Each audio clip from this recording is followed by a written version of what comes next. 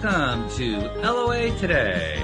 I'm Walt Thiessen. With me today is abundance teacher and money coach, Jody Lynn Craven. This is your daily dose of happy. We are so happy you decided to join us today.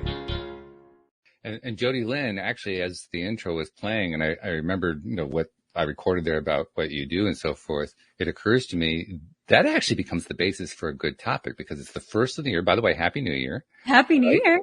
And when you're a financial coach, you're also a broker. So in both of those roles, you're working with clients to try to figure out what do they want to do for this coming year, what their goals are, how you can help them accomplish their goals. That's a good topic for us because anybody who's starting the new year needs to take a look at what are their financial goals for the year. Yeah, absolutely. It's top of mind, especially after Christmas. Yeah. A lot of people start beating themselves up for, I spent way too much. And it's easy to slide into scarcity. Yeah. So when you get a client who complains about that, what do you say? Oh, well, I do my brokerage business and my coaching business very separate. Yeah, of course you have to. Yeah. Yeah. But in all cases, though, I'm wired towards the positive, the silver lining. Like it could always be worse and there's always another option. Like it's never the end. Even if it's the worst thing that you could ever imagine, there's always a way. So when somebody is in that state of like, I'm beating myself up because I should be further along right now, or I'm not going to be able to achieve this is reminding them of the possibilities that still exist because there's billions of them. Yeah. And I'm particularly sensitive to that because that was me for many years. Mm-hmm. And because it was me for many years, it has taken me and it's continuing to take me a long time to kind of unwind that. Yeah. Because once you've got that habit so deeply ingrained, because that's what that is. That's a habitual way of thinking, a habitual form of thought. And once you've got that sunk in there, that can take some doing to unwind that one. Yes. I can attest to that one. It's a toughie. Well, and with money, we wrap our identity in terms of like whether we're good, or bad. After the Christmas holidays, have you been good? Yeah, exactly. Like with Santa, like Santa put you on the naughty list or the nice list. Like you end up putting yourself on the naughty list. Like, I shouldn't have done that. And I should have done that. I shouldn't have done that. And I shouldn't have done that. And we tend to, beat ourselves up, so it makes this habit that we have of thinking so emotional. And not in a positive way. Well, yeah, it's just it. It could be either way. You can think emotionally either way. You were describing a moment ago how you aim at the positives. So you're always looking for where's the positive spin on it. Yeah. But when you're in that other frame of mind, in which I've been in, you're constantly looking for the negative spin. Yeah. And you don't even mean to. As bad as this is, this could always get worse. Yeah. Yeah. Like, what if this happens? And then all, your fears dump on you and you're like, oh my gosh, my life is over. And you haven't even gotten out of bed. Yeah. Nothing's happened. It's amazing what we could do before we get out of bed. Oh my goodness. Yeah. Yeah. Actually, you know what? It reminds me of something we were talking about on my YouTube show. We had Jennifer Ruka on our YouTube show yesterday, which was amazing. But she was talking about in terms of yoga, a lot of people will go into the yoga studio and they're just there to work out. Like they just want to work their body. They're not present in this moment. They're in next Tuesday, doing their taxes with their accountant or whatever it may be. They're so focused on, having that argument down the street that comes up next or whatever, that they're outside of their body. And we do this all the time, especially with money, where we're so afraid of all of these things happening. And then we're so disconnected from how that's playing out in our body and then the fight or flight response that's occurring because of it. And I was thinking about that particular process you were just describing earlier today, and realizing that while we have often said this on the show, 99.9% of the things that we fear don't come true. The ironic part is if you fear them often enough, they do come true. Yeah. You make them come true. Yes. And it's so innocent.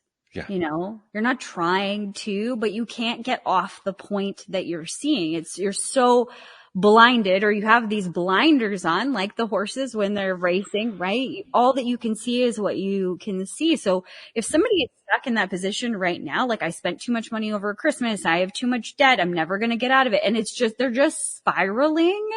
Yeah. What I would do is, if you can't get yourself out of that, grab a friend. Friend, get some space, like grab your best friend, somebody who's going to be kind to you, and maybe give them the notice that you need some love and you need support and positivity, and you need to see another possibility.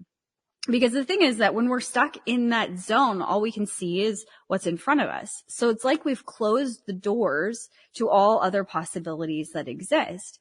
But if you sat down with a friend and you said, you know, this is happening, and I did this, and I did this, and I'm afraid of this, and I'm afraid of this, and I'm afraid of this, and I'm afraid of this. This is the only way my whole life is going to be over, and then I'm going to die.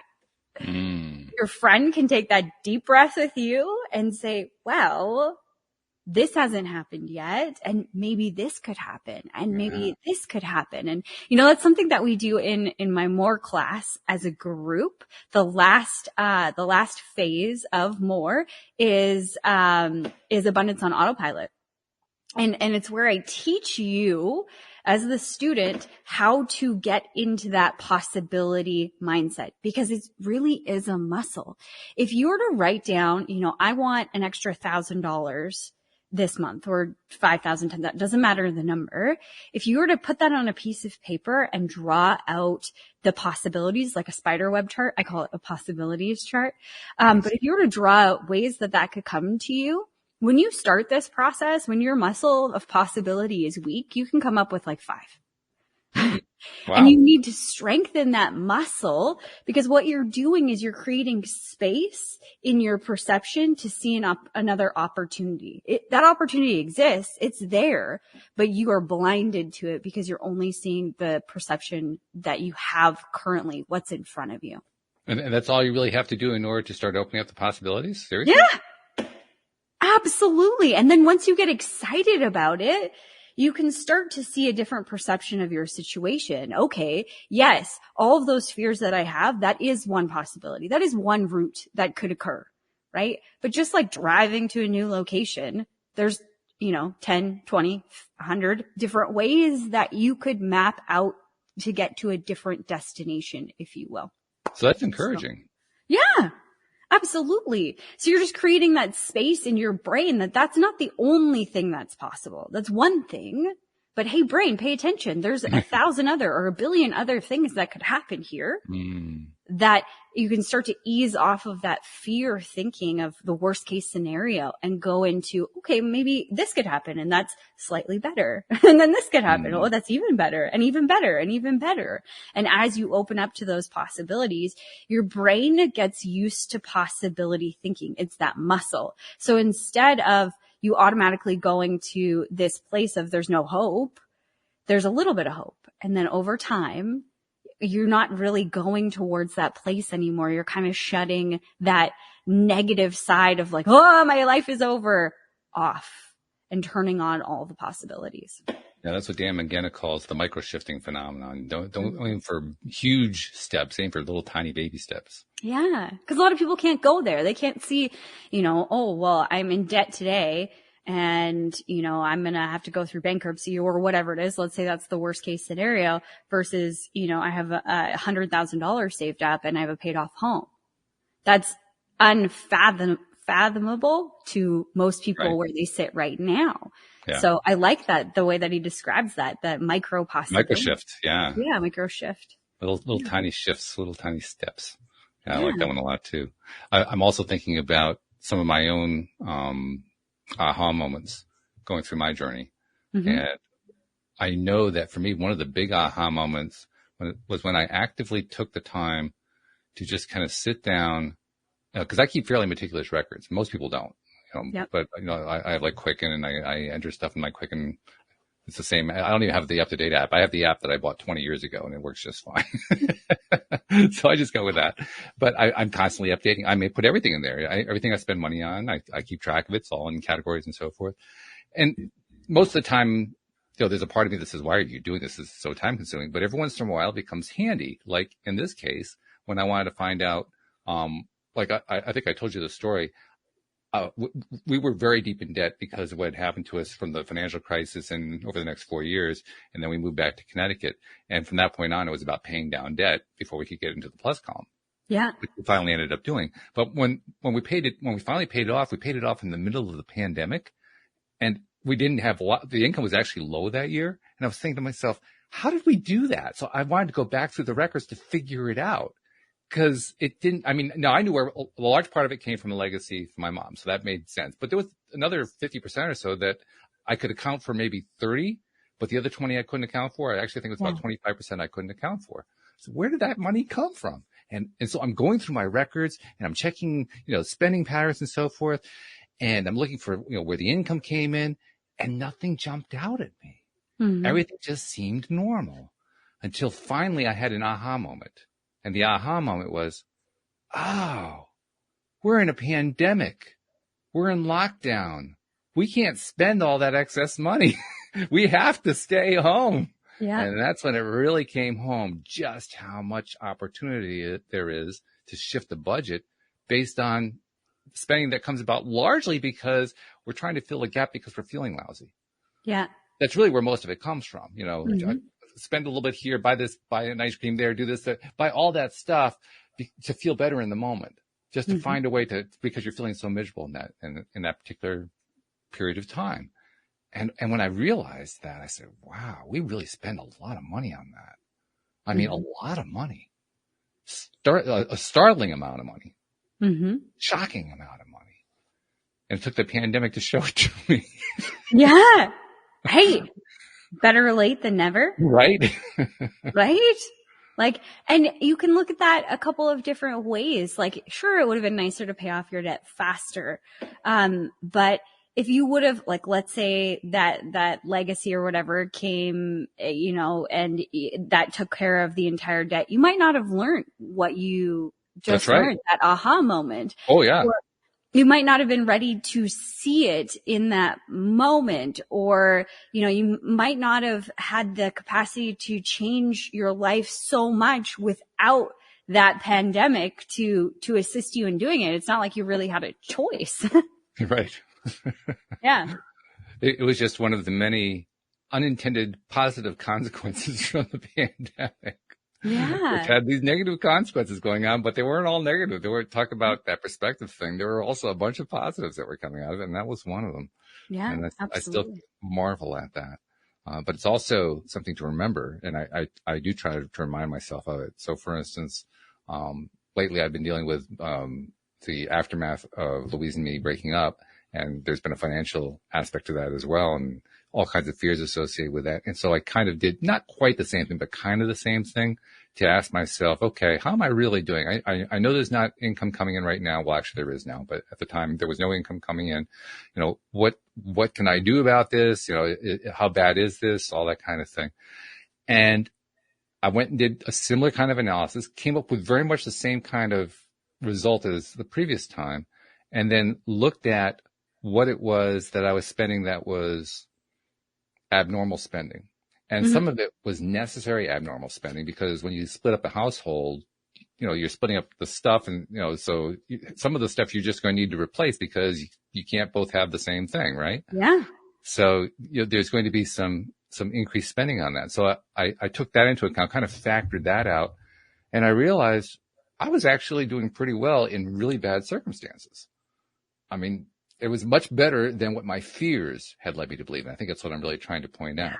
And once I realized that, by the way, within about a week of doing that, that's when the income started to come in. You opened up space I did. for possibility to emerge. Imagine that. But yeah. I think that's a really good point, Walt, because often will let our fears take us away on the absolute worst. And then we never challenge it and ask, is that absolutely true? Is what, my body is feeling, what my brain is going through, like running a mile a minute, is that actually how I feel? Is that actually a good representation of what's happening? Or am I creating this alternate reality and attracting more of that and exactly that to me in this now moment? And 99% of the time, it's not as bad as you think it is. Not only is it not as bad, but there's something of value in it. Yeah, absolutely. I think there's value in any time we actually sit with ourselves and try and learn about why from a place of curiosity. Like, drop the judgment, as hard as it is with money to do, but drop the judgment and, just look at it as if you're looking at somebody else's scenario and how to analyze it in a different way instead of the way that you've always looked at it. And ultimately, I think what we're really doing when we do that activity is simply raising vibration. Yeah. Because that's the secret, really. Yeah. Literally, that's the movie, The Secret. That's what The Secret was all about. Raise your vibration and better things happen. Yeah, absolutely. And I always talk about the milkshake theory. Like, you can't ignore your feelings. Like, when you do, it just gets all stuck. It's like you trying to make a milkshake or, a blended something or other that's got lots of good stuff, but you never clean out the container. You got to let that stuff go, which is scary for people because they don't want to feel it because they've already been feeling remnants of it or portions of it or pops of it, if you will, for a long time. And it feels like it will consume you if you allow yourself to actually look at it and feel it. But the opposite is actually true. When you do that, you look at it, you allow yourself to feel it and allow it to move through you. It's gone like that. It's funny because as you've been saying that, I'm thinking about the last 3 months, since the breakup with Louise and all the ups and downs that I went through, going through all that. And in the process of going through all that, I found myself experiencing all the emotions at various times. Yeah. Most of the time, because of work I'd previously done on myself and good friends like you and so forth, I was able to keep myself in a good space. But when you go through stuff like that, you're just going to have dips. It's just going to happen. And during those dips, I found a really fascinating thing happening. Something that I've probably done before, but never really been aware of it. And that is I found a new way for myself to climb up. And it's kind of similar to the idea that Abraham Hicks teaches of climbing the emotional guidance scale. You're at rage, you aim for anger. If you're at anger, you aim for frustration. You climb up incrementally. Kind of similar to that, but not quite. What would happen is the fear, I'd notice that I was afraid of something happening, something playing out badly. I'd focus in on kind of like you were saying, ask, is it really true? Kind of zero in on it. And as I zeroed in on it, I got pissed. Really pissed. And there were times where I'd be like shouting to the woodwork, blah, blah, blah, blah, blah, blah, blah, blah. You're like, what the hell? Why am I going up with that?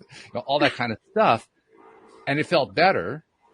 And as soon as it felt better, all of a sudden I kicked into a higher vibration. So it's kind of like the be pissed version of climbing the emotional guidance scale. Get pissed and then you'll feel better. Yeah. Punch pillow. Yeah, right. Yeah. for me, it's yelling at the walls. I mean, I feel sorry for the walls, but yeah, they take a lot of abuse. Stage and cleanse the place after you're done. Thank you for holding space for me. Appreciate you. Yeah. And I think that's so important. We often bottle our stuff up. So I'm glad that you found a way that works for you to get that out. Yeah. I remember I was dating. I don't think I even found it. I think it just kind of emerged, to be honest. Yeah. It was not like I was working for something. It was just kind of it just came up. It just came out. Yeah. I remember this is probably, I don't know, 7, 8, no, probably over 10 years ago, I think. It was a long time ago. And I was dating this guy and I was super close to my brokerage promotion, and I was like just on the cusp, and like my 6-figure ring, they give you a ring when you've crossed 6 figures, and I was like so close. And I was working so hard to get it. Like I was trying to force it to happen. I wasn't really doing the law of attraction thing that's a long time ago. Which we all have done. Yeah, absolutely. That's just how I operated. I was to a point where my assistant had to remind me to eat or else I would forget. Like I was that hardcore at that point. Yeah. It wasn't good. But I remember that I was just in this fragile, like emotional state because I was so frustrated. And there was like in this week where there's like this big blow up, there was somebody else that got promoted, before me. And I was just like enraged, not because she didn't deserve it, but because I was so jealous and I'd been working so hard. And I really had this attachment to like, there must be something wrong with me. And that's why I'm not getting it. Like I was using the tools that I had learned in personal development as beating sticks. You know, if it's meant to be, it's up to me. So obviously I'm doing something wrong. So I need to fix myself. I'm broken. I'm whatever. So I was very emotional and it was a very competitive environment. And I remember one of the guys walked up to me and he wasn't like really a part of our team. Like we had different nights that we did events on and stuff like that. And he didn't know what was going on. His office was just a couple doors down from mine. So he was walking past and he saw me. He's like, "Hey, you get your promotion yet?" And I was like, "No, we're so close." He's like, "What's wrong with you?" And I was like, he chuckled and he walked away. And I literally went to my car and I left. And I was supposed to have a meeting with my senior broker. Oh, wow. At that moment, I was supposed to have a meeting with him. And I went into the car and I just started bawling. I just could not contain it anymore. And I texted him and I was like, "It's a really bad time. I can't meet with you." And he's like, "What? I just saw you. You were just at the office." And so the guy that I was dating at the time, I held everything here. I would cry by myself, but I wouldn't cry in front of anybody. You know, if you saw me, I held it together all in here. I also thought vulnerability was stupid and that nobody needed it, you know, whatever. I wouldn't let people get that close to me. Right. And I remember I was driving home and he said, "You know, tell me what's going on. Like, you're just not yourself. And, you know, you seem really upset and I want to be there for you." And at this point I was full. Like it was like the straw that broke the camel's back. There was no room left. And I said to him, "Okay, I will talk to you, but I don't want you to be positive. Like I just really need to get all of this up and out. And like once it starts, I will not be able to control myself. So like, are you ready to see the worst of me?" And he's like, "Absolutely, like whatever you need." And I'm like, "I need your promise that you're just going to let me vent. Like you're just going to let me get it out. You're not going to try and interrupt me and make things better or whatever. Like I don't need somebody to be positive right now. I need to get all of this out. And if you want to be a sounding board, that would be super lovely." And he was like, "Absolutely, of course." And then it came out. All of it. I ranted for probably a good 20 minutes. It felt like an hour. I was just like, and this and this and this and this and this. And it just kept spewing out of me. And I was like raising my voice and I wasn't mad at him, obviously. I was just so frustrated with this situation. But this is what happened. He cut me off and I wasn't done. Oh dear. He cut me off and was like, "Hey, but you got to remember that you're so close." And he started to be positive, and I lost my shit, Walt. Like I just lost it. I was like, "That's not what I needed. I do not need to be reminded of what is positive in my life. I just need to get this out. And obviously I can't talk to you." And I like hung up on it. Oh my God. Wow. Okay. But you need to get that out. So, I mean, I remember going home that night and obviously I felt bad that I hung up on him and he tried to call me back, but I just didn't have the capacity to hold anymore. And I didn't have the capacity to see a new perspective. I really just needed to get all of this out. Yeah. And that's something that I learned later on in life. about being a woman, is that we'll hold so much and then we'll get to a point where we're full. And if you try and operate when you're full, it doesn't go well. You need to get it out, whether it's, this is why I think anyway, in my opinion, why women gossip and why women share everything is because we actually hold on to all of this stuff and fill the cup until it's boiling over and there's no more room for anything else. And we just need to get it up and out. So I love your idea. I have a clue for you, by the way. Men do the same thing. Oh, okay. Yes. Great. I mean, we don't gossip necessarily. That's not our way of getting it out. Usually for many men, it's usually something athletic or something along that line. But yeah, we're really good at just letting it just boil up right to the top. And then boom, it all spills out. Yeah. And it's not pretty. No, that day was not pretty for me. But I really learned, I'm thankful for that moment because I asked for what I needed. I knew what I needed in that moment, which I can't say that I knew what I needed a lot at that time in my life. Like, obviously, my assistant was telling me you should eat. So I wasn't taking very good care of myself, but I knew what I needed in that moment, and I stood up for it. And as much as it was hurtful to him, and, hurtful to our relationship, we broke up, somewhat after that, but, it was good for me to be able to ask for what I needed and to set up a boundary to say, no, I'm not in that space right now. I needed to be shitty for a moment. Yeah. I wanted to be mad. I wanted to feel like poor me for a moment. And that's okay. I tell my clients this now. Do you want to be mad about it? Because if you're stuck on, I want to be upset about it, or I want to be mad, or I want to be pissed off, or whatever the words are that you're using, it's going to be so much harder to shift. Yes. So give yourself the space to be mad about it. Yell at a wall, punch a pillow, unleash, let it go.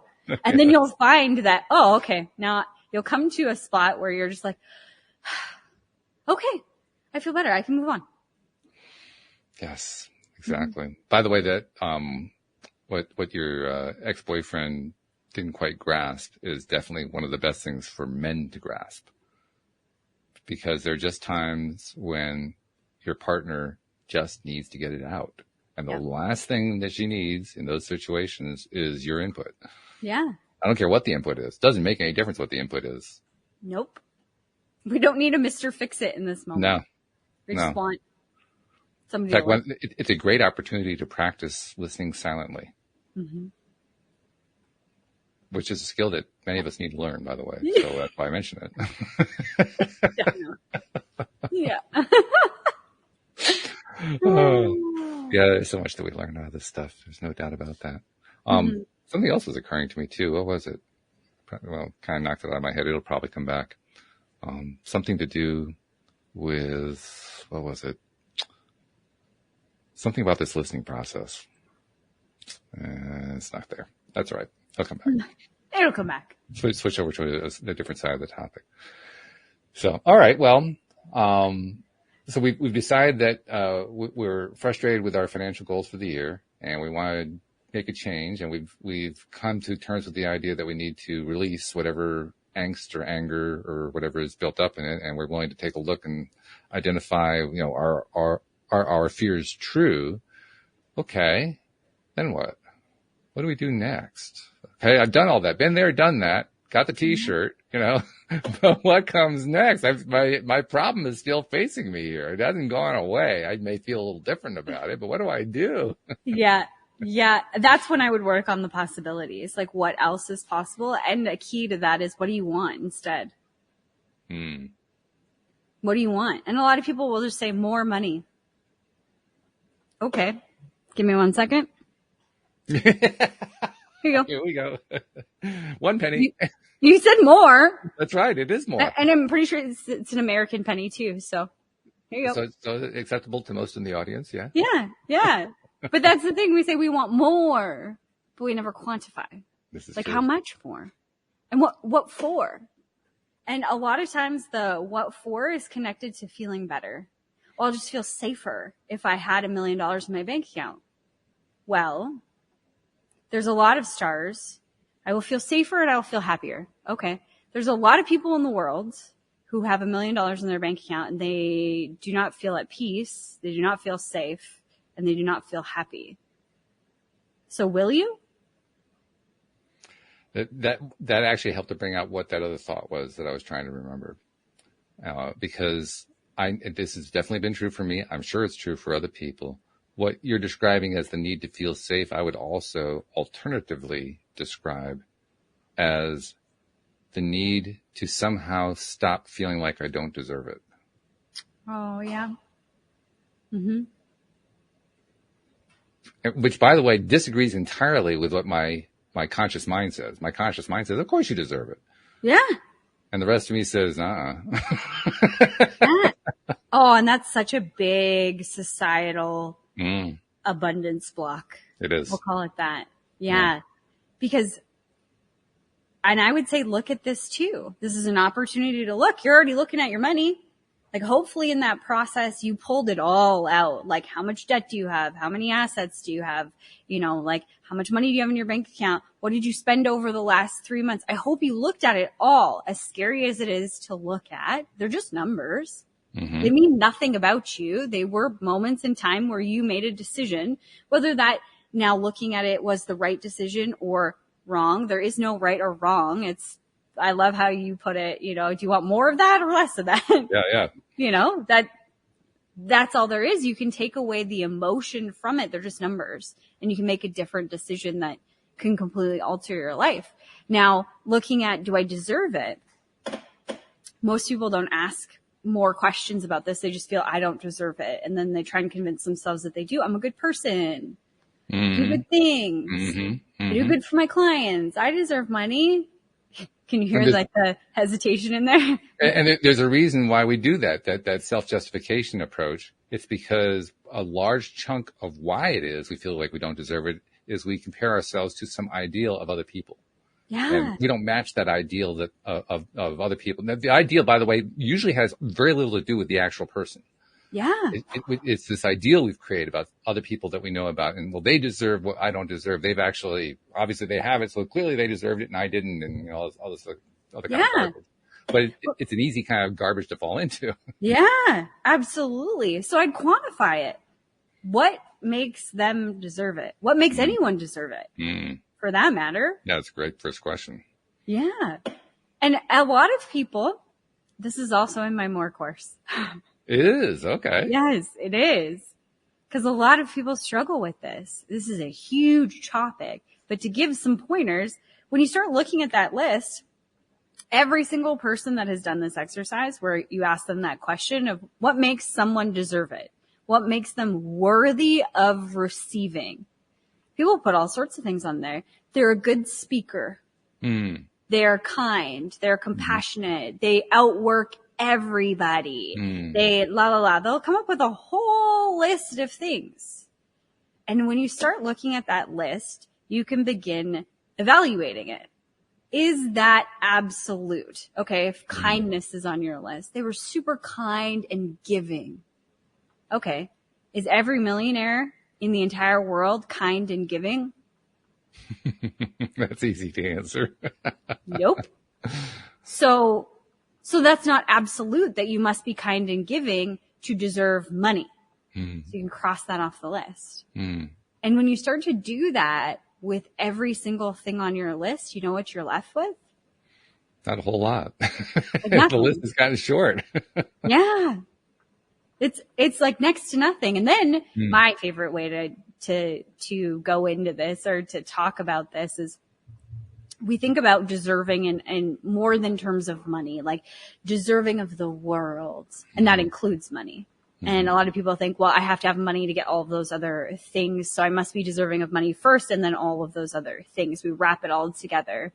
But when you look at a brand new child, brand new baby, regardless of whether you're related to this kid or not, right? You wish for the world for them. Yeah.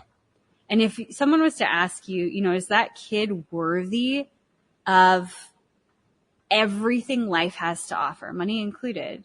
You would say yes. And they haven't done anything. They're not a good speaker. They didn't outwork you. They don't even know how to talk. True. It's their essence. It's that they made it here because it's, 1 in a billion chance to actually be born of this earth on this plane, to be here in this moment. There's a reason. Not one of us on this planet is absolutely identical, even identical twins. There's still nuances that are different about them. You are special. You are you, and so incredibly important. If there wasn't you, then all these other experiences that these other people are having, they wouldn't be the same without you. I have twin cousins, Peter and Paul. And I saw them this past summer at the birthday of their brother, who's also named Walt, by the way.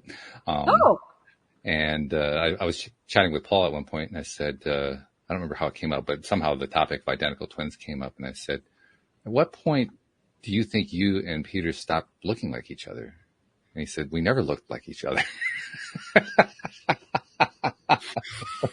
And you're like, huh? But I could see his perspective on that. Yeah. From his point of view, they were entirely different human beings. And to this day, they're entirely different human beings. And by the way, now they don't look like identical twins at all. Yeah. That's crazy. Yeah. If you look carefully, you can see it. But yeah, they have grown into such very different people that you have to look for it. Yeah. Yeah. Also on the topic of addressing the fears by kind of listing them, as you were doing that, it occurred to me that I had identified something else that I remember identifying this and not talking about it with anybody. I didn't even bring it onto the podcast because it felt so vulnerable in a huge way to even mention it. But I recall it. And that was, I remember one time when I was kind of doing a similar process to what you were describing, just, kind of zeroing in on fears. And it was in regard to worthiness and that sort of thing. And I remember coming to an answer, and the answer was, well, it's not any one particular thing that makes them more deserving. They just are. They just are. And what that meant to me was, yeah, I know I can rationalize out of this, but that is such a familiar feeling. I know it must be true.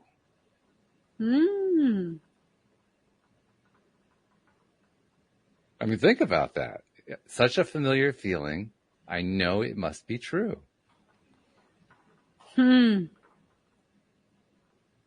Comfortable.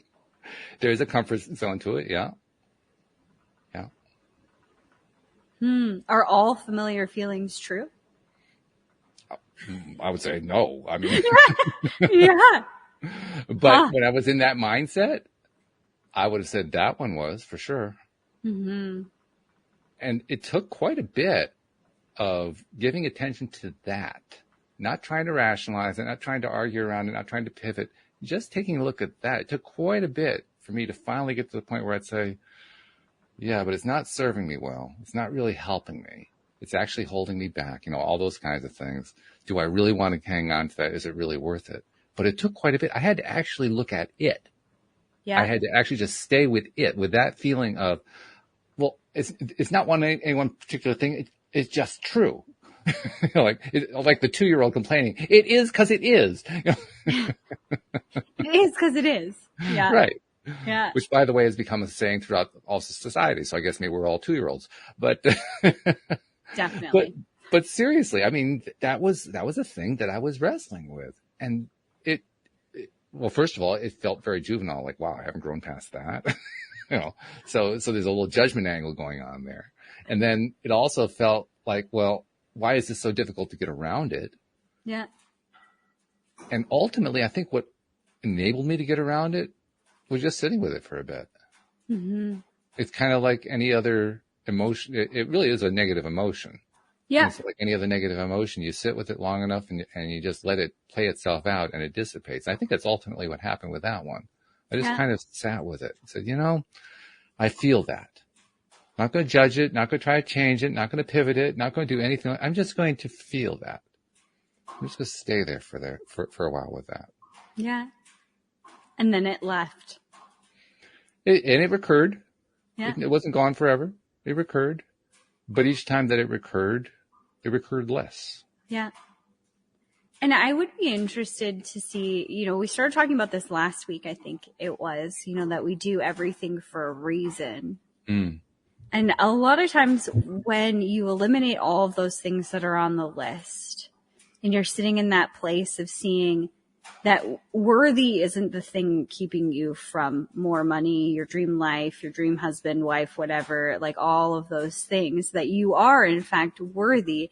It is hard to accept, because if you've spent your entire life believing that you're not, and that somebody else has something that, like, some special quality that you can't even name, they just are, all of them are more worthy than me. It's an uncomfortable feeling to sit there.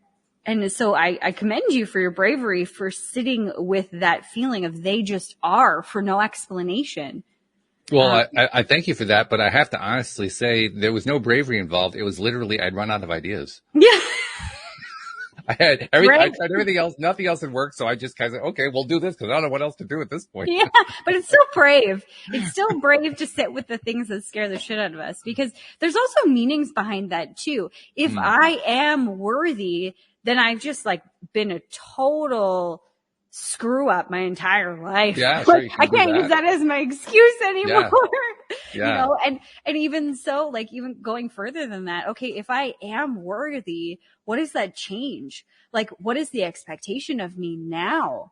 If I'm worthy, then, oh shit, who am I supposed to be? And what should have accomplished by now? It could open up a whole different can of worms, because believing that everybody else is worthy and you are not might be your way of keeping yourself safe.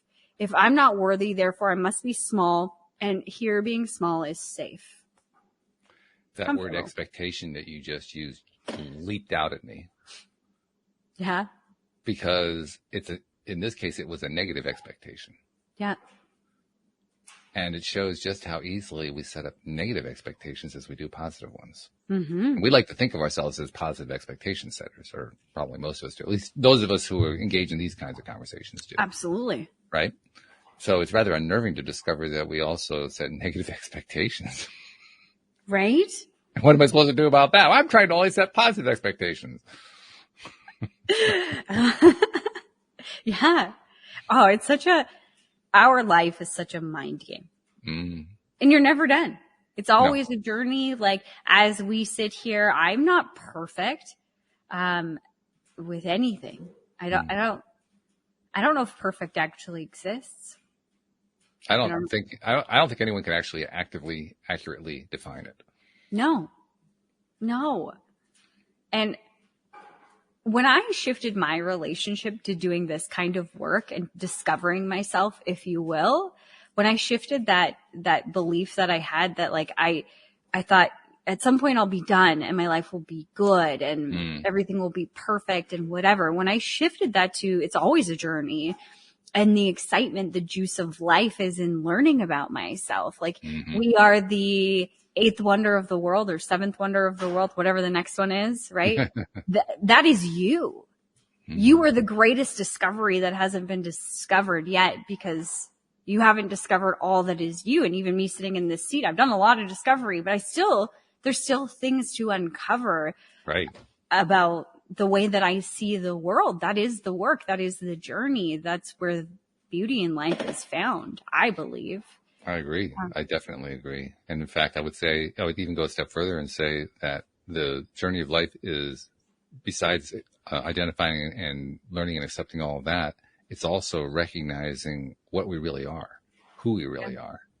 A lot of this has to do with and is wrapped up in identity. And identity has been a huge issue among humans for generations, and continues to be, and probably will be for quite some time. But at the essence of identity, the way I understand it now, I now think of it in terms of what we generically call source energy, that the entire universe is energetic, the entire universe is vibrational, and I'm part of that vibration. And in that, when you think about it in that form, then that's how it's pretty easy to realize, well, our physical lives may be limited, but our spiritual lives or our vibrational lives are endless. They go on forever and ever. Mm-hmm. And that this is, to use David Strickle's description, this is the equivalent of a weekend vacation this lifetime. Right? In the context of all of eternity. A weekend vacation. Weekend at Bernie's. A weekend at Bernie's, yeah, pretty much, yeah. But the reason I like that as a way of thinking about it is it enables me to get myself to a space where I no longer am as concerned about, well, am I getting it right? Am I perfect? Well, I have this fixation that I've had in the past and even sometimes in the present where I'm worried about, well, I'm just not as good as anybody else. I'll never measure up. Why? Well, just because I do, all that kind of thing. Yeah. All of it starts to easily dissipate in the face of what I now understand to be how the universe is and how we all are and how vibration is. I now think of so much differently because of that perspective. Mm-hmm. I think about, one of my favorite things to do is to think about the vibrational nature of things that I normally don't think of as vibrational. Outer space being vibrational, rocks being vibrational, ice being vibrational, things that seem, there's no way they could be vibrational. My sister gave me an interesting gift for Christmas. I don't know if you're aware of this book. It's called The Secret Life of Plants, kind of like The Secret Life of Bees, but this is plants. No. And I just started reading it. The introduction sucked, but the first chapter is amazing. Really, really good. It essentially documents how a guy, I can't remember what his name is, back in the 1950s, 1960s, he operated lie detectors for the CIA and FBI and police and so forth. And on a whim, he attached a lie detector to a plant. What? Cool. And he knew enough about plants and life in general to know that all life tends to react strongly to threats. And so even though it kind of made him a little bit queasy, he started finding ways to threaten the plant to see if he could get a reaction on the lie detector. And it turned out he could. What did he do? Oh, he would like threaten to eat it. He would tear a leaf off, just traumatic things to the plant, and the plant would react to it. And what that whole chapter has turned into is a description of all the different experiments he started doing, because it started growing and growing and growing and growing. And I don't mean just the plant.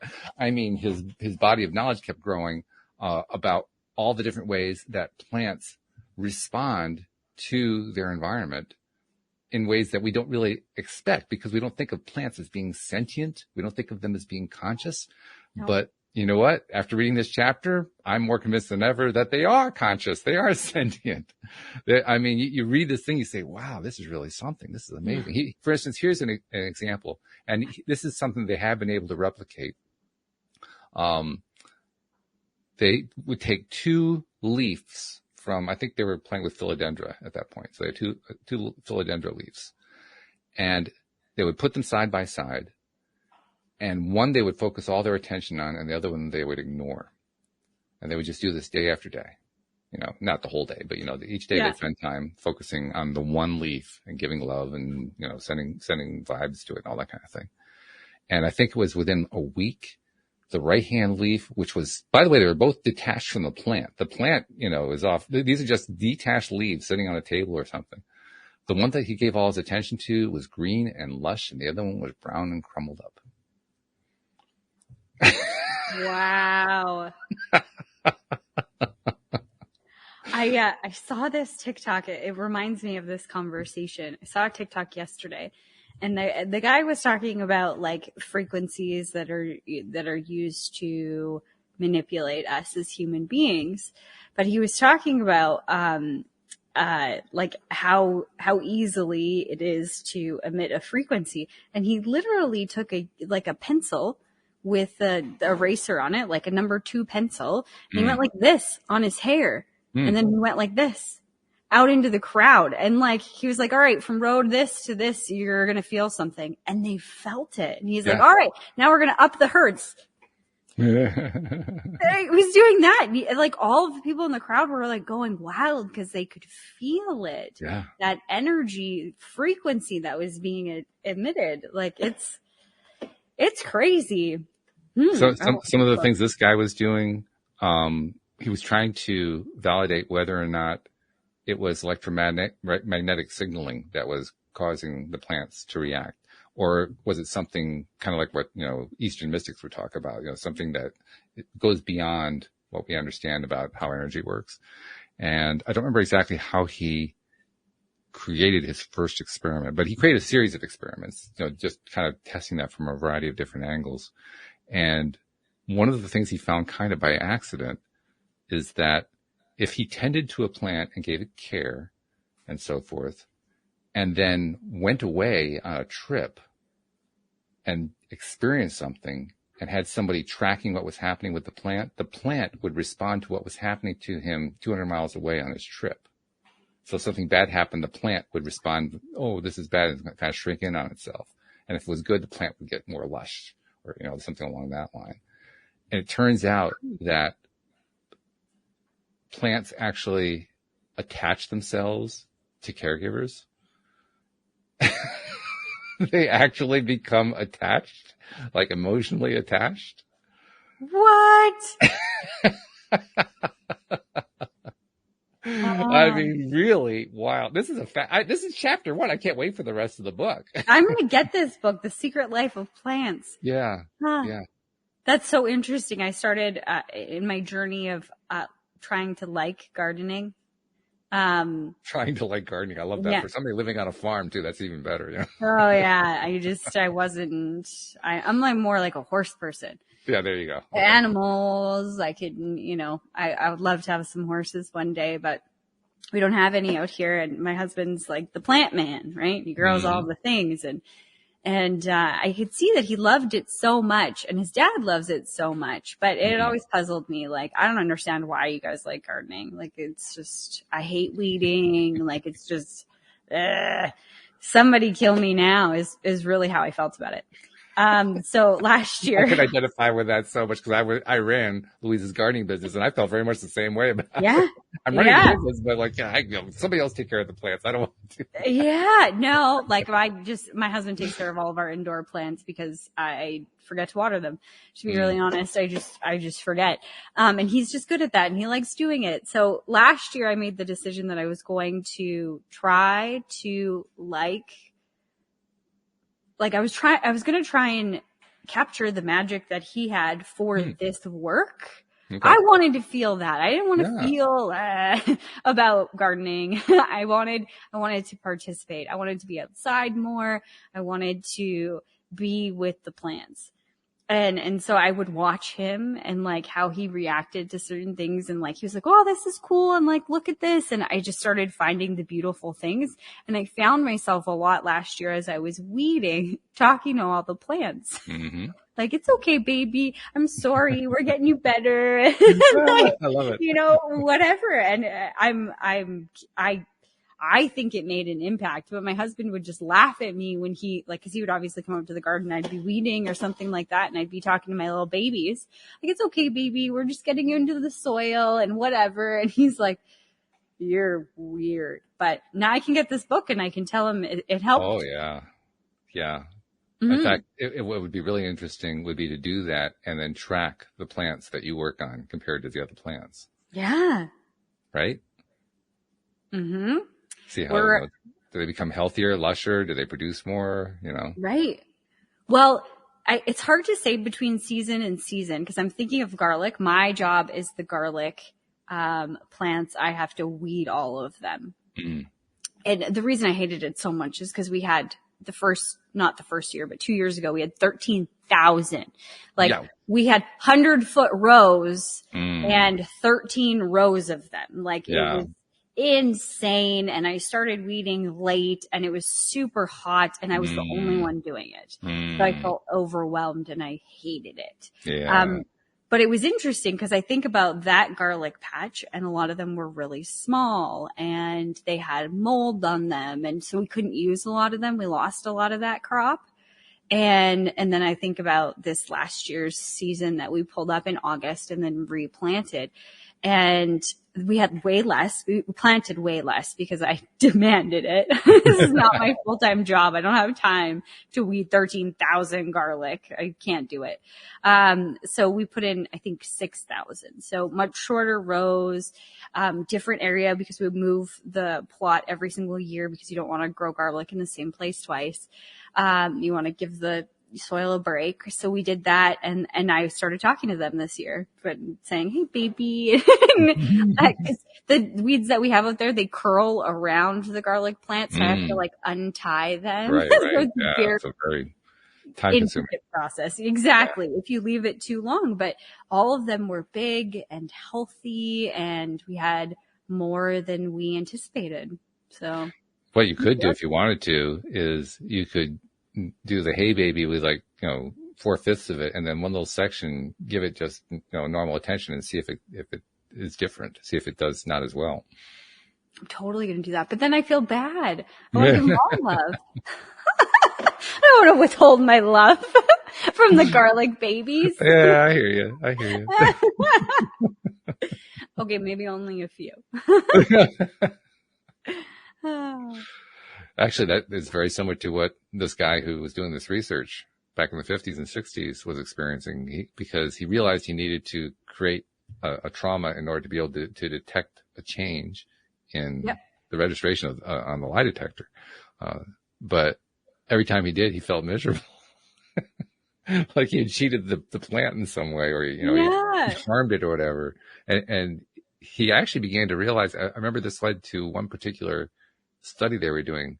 He realized that they needed to take out, if they could, the human element so they could test to find out whether or not random changes to a plant would actually produce a similar kind of result, or was it actually truly, the human interaction that was doing it, the giving of attention and so forth.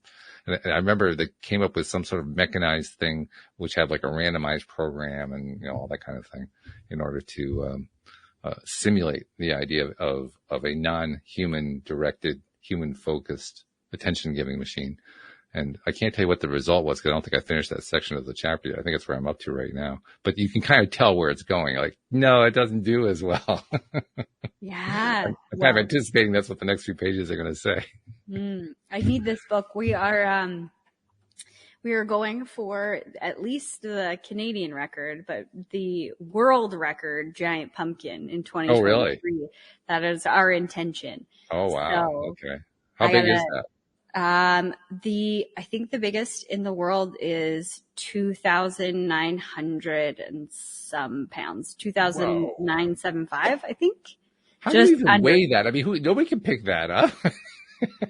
The new Canadian record holder, who just was crowned Canadian record holder this last year, he tried to pick his up. His was 2,500, 25 and change, I think. And he had a bobcat. And there's a picture on the internet. If you go to like the International Pumpkin Growers Association or whatever, it's on their website, but of his bobcat tipped. Oh no. It was way too heavy. So they had to bring in like a big boy tractor to lift it up. And then they have pumpkin weigh-offs and they have this giant scale. And then they put it on the scale. But, that's our goal, is to have the world record pumpkin. Year. That's like trying to lift a mid-sized compact. I mean, it's just, that's how big we're talking there. Yeah, it's huge. Like it's so cool. And like looking inside of them, they're such cool plants. Like the cell wall, you wouldn't think, I didn't think anyway. It's like this thick. Wow. Yeah. So it's crazy. And so our biggest pumpkin last year was only like 250, somewhere in there. But so my husband thought it died.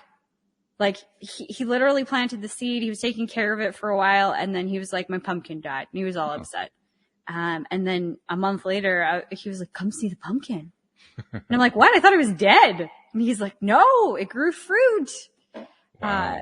Yeah. So, and we like abandoned it. Like he watered it still, but not as much as they like to get watered. So it'll be interesting with his new ideals of what he's going to do, and then bringing in maybe that, that connection. Maybe I'll go meditate with the pumpkin and just, I don't know, put my hands on it and love it up. Well, from what this guy was saying, you don't actually have to do anything special. Just take care of it. Yeah. That's all that the plant needs in order to be able to differentiate. In fact, one of the experiments he did was he had a plant killer.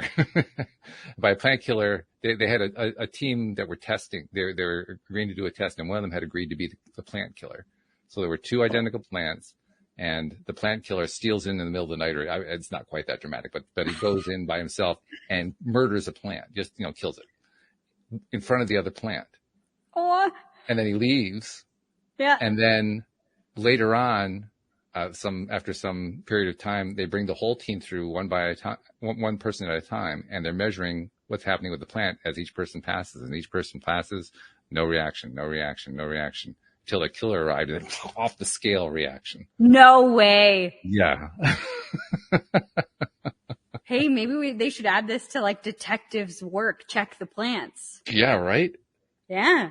That's crazy. And consider how many plants are on this planet, crime would be done. Right, you couldn't get away with it.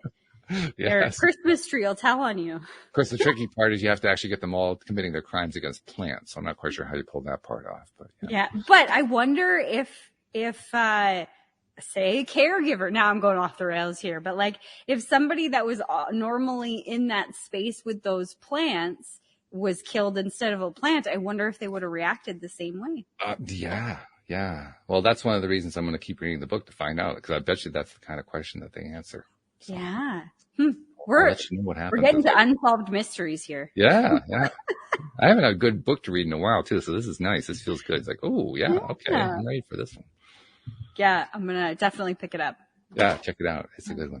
So, well, thank you very much. This has been fun as usual. I'm sure we'll have guests next week, but it's always great when we get to just do a one-on-one tete-a-tete like this. Absolutely. Love having conversations with you, Walt. And me too. Thanks for everybody that was listening. Yeah. Thank you very much, everybody. We'll see you all next time here on LOA Today. Goodbye, everybody.